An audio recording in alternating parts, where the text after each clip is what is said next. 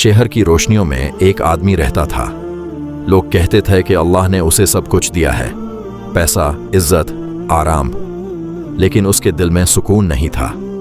हर रात वो बिस्तर पर लेटकर सोचता रहता, ये सब होने के बावजूद दिल क्यों बेचैन है। एक दिन वो बाजार की तरफ निकल पड़ा। तंग गलियां, रोशनियां, लोगों का रश, हर तरफ जिंदगी चल रही थी। लेकिन अचानक उसके कदम रुक गए। उसने देखा एक गरीब आदमी सड़क के किनारे बैठा था, कपड़े फाटे हुए, चेहरा जर्द, आंखों में भूख और थका।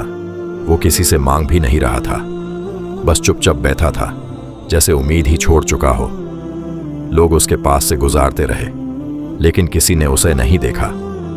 अमीर आदमी के दिल में एक आवाज उठी, तुम रोज खाते हो, क्या आज इस भूखे को खाना नहीं खिला सकते।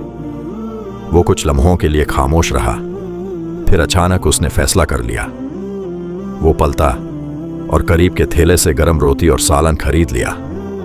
उसके हाथ में वो सड़ा सा खाना था, मगर उस वक्त वो सबसे कीमती चीज बन चुका था। वो धीरे धीरे उस गरीब के पास गया और बिना कुछ कहे वो खाना उसके हाथ में रख दिया।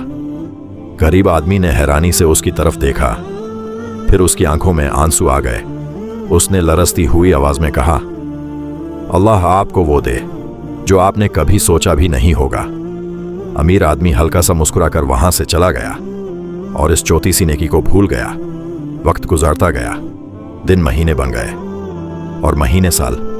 फिर एक दिन, वो दिन आ गया, क़यामत का दिन। जमीन लारज रही थी, आसमान फट चुका था। लोग घबराहट में इधर उधर भाग रहे थे।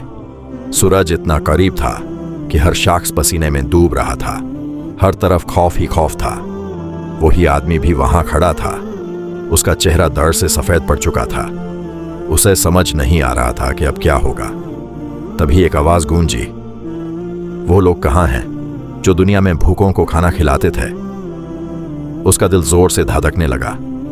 वो धीरे धीरे आगे बढ़ा और अचानक उसने महसूस किया कि उसके सर पर एक ठंडा साया आ गया है। जहां हर तरफ लोग गर्मी में जल रहे थे, वहां उसके ऊपर सुकून का साया था। उससे कहा गया, यह उस रोटी का अजर है जो तुमने सिर्फ अल्लाह के लिए दी थी। उस वक्त उसकी आंखों में आंसू आ गए। उसे समझ आ गया, दुनिया की चौथी सी नेकी अल्लाह के नज़दीक कितनी बड़ी होती है।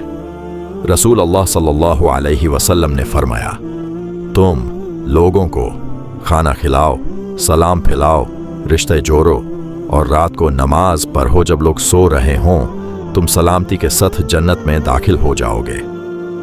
रेफरेंस हदीथ 2485।